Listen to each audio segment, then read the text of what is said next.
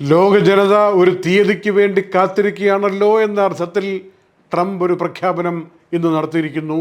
വരുന്ന 10 ദിവസത്തിനുള്ളിൽ എന്താണ് ഇറാനുമേൽ എടുക്കാൻ പോകുന്ന നടപടി എന്ന കാര്യത്തെക്കുറിച്ച് പ്രഖ്യാപനം നടത്തും എന്ന് ക്ലിയറായി പറഞ്ഞു.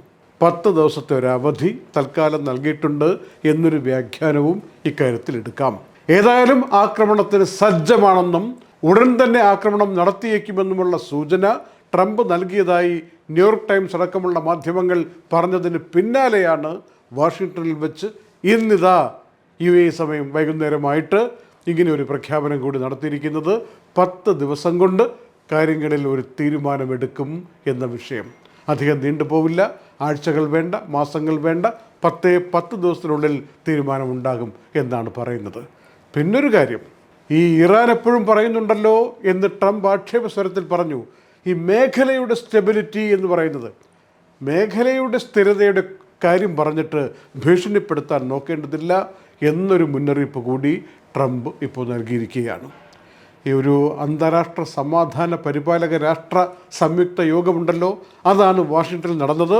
അതിൽ 17 ബില്യൺ, ബി എന്ന് വെച്ചാൽ 100 കോടി, അപ്പോൾ 1700 കോടി ഡോളറിൻ്റെ സഹായം സ്വരൂപിച്ച സാഹചര്യത്തിൽ അതിൽ 700 കോടി UAE, സൗദി അടക്കമുള്ള രാജ്യങ്ങളും ബാക്കി 1000 കോടി അമേരിക്കയും സംഭാവന ചെയ്തത് UN-ൻ്റെ ഇടപെടലിനേക്കാൾ മുന്തി നിൽക്കുന്നത് എന്നൊക്കെ പറഞ്ഞുകൊണ്ട് ട്രംപ് അതിൽ സംഭാവന ചെയ്ത രാജ്യങ്ങളെ അഭിനന്ദിക്കുകയും നന്ദി പ്രകാശിപ്പിക്കുകയും UN ചെയ്യുന്നതിനപ്പുറം ഞങ്ങൾ ചെയ്തു കാണിക്കും ഗസയുടെ സമാധാനത്തിന് വേണ്ടി എന്ന് പറഞ്ഞുകൊണ്ട് എല്ലാവരെയും ആശ്ലേഷിക്കുകയും ചെയ്തു എന്നാണ് റിപ്പോർട്ടുകൾ സൂചിപ്പിക്കുന്നത്.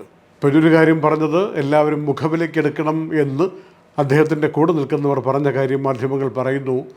ഈ കരാർ ഉണ്ടാക്കിയില്ലെങ്കിൽ, അതായത് ഇറാനും അമേരിക്കയും തമ്മിൽ ആണവായുധങ്ങൾ സംബന്ധിച്ചുള്ള നിരായുധീകരണം സംബന്ധിച്ചുള്ള ഒരു കരാർ ഉണ്ടാക്കിയില്ലെങ്കിൽ, അടുത്ത വാചകം ട്രംപ് പറഞ്ഞ് ശ്രദ്ധിക്കണം, വളരെ മോശപ്പെട്ട കാര്യങ്ങൾ സംഭവിക്കും എന്നാണ്.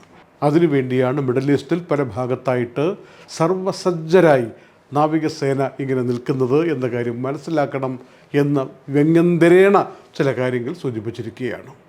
ഒരു ആഗോള ഭരണാധികാരി എന്ന രൂപത്തിൽ പതിവിന് വിപരീതമായിട്ട് പലതും തുറന്നു പറയുന്ന, മനസ്സിൽ തോന്നുന്ന കാര്യങ്ങൾ അപ്പോൾ തന്നെ വെടിപൊട്ടിക്കുന്ന രൂപത്തിൽ പറയുന്ന ആക്ഷേപമാണെങ്കിലും അഭിനന്ദനമാണെങ്കിലും അങ്ങനെ പറയുന്ന ഒരാളാണ് ട്രംപ് എന്നുള്ള കാര്യം ഇപ്പോൾ എല്ലാവരും മനസ്സിലാക്കിയിരിക്കുന്ന കാര്യമാണ്. അദ്ദേഹം ദാവോസിലെ സാമ്പത്തിക ഫോറത്തിൽ പറഞ്ഞൊരു കാര്യം കൂടി സൂചിപ്പിച്ച് നമുക്ക് ഈ തൽക്കാലം ഈ സംഭാഷണം അവസാനിപ്പിക്കാം. അതിൽ പറഞ്ഞത്, യൂറോപ്പിലെ ചില രാജ്യങ്ങൾ ഈ കാറ്റിൽ നിന്നുള്ള ഊർജ്ജം എടുത്തുകൊണ്ട് വൈദ്യുതി ഉൽപ്പാദിപ്പിക്കുന്ന ശീലം ഇപ്പോൾ അങ്ങോട്ട് ശക്തമാക്കാൻ തുടങ്ങിയപ്പോൾ ട്രംപ് ആക്ഷേപസ്വരത്തിൽ പറഞ്ഞൊരു കാര്യം, വിഡ്ഢികളാണ് ഈ വിൻഡ് എനർജിയുടെ പിന്നാലെ പോകുന്നത് എന്നാണ്.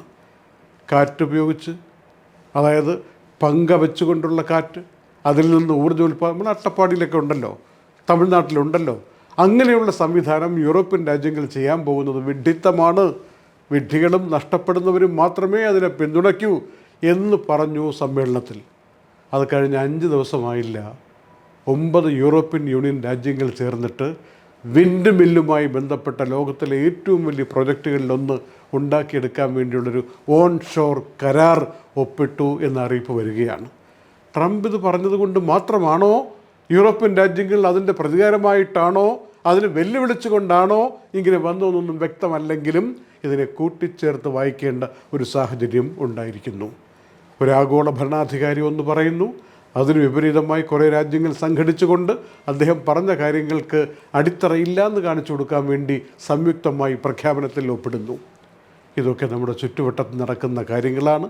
തമാശയായിട്ട് ചിലർക്ക് കാണാം, ചിലർക്ക് ഗൗരവത്തിൽ കാണാം. എങ്കിലും മിസൈലുകൾ പായുന്നതും ബോംബുകൾ വന്നു വീഴുന്നതും നിരപരാധികൾ കൊല്ലപ്പെടുന്നതും ഒരിക്കലും തമാശയായിട്ട് നമുക്ക് കാണാൻ പറ്റില്ല. വലിയ വലിയ ആളുകളുടെ പ്രസ്താവനകൾക്കിടയിൽ ഇങ്ങനെ ചതഞ്ഞരഞ്ഞ് വീഴുന്ന മനുഷ്യ ജീവിതങ്ങളുണ്ട് എന്ന കാര്യം മാത്രം നമ്മൾ മനസ്സിലാക്കണമെന്ന് ഓർമ്മിപ്പിച്ചുകൊണ്ട് ഇന്നത്തെ നൈറ്റ് അപ്ഡേറ്റ്സ് സമാപിക്കുന്നു. നന്ദി.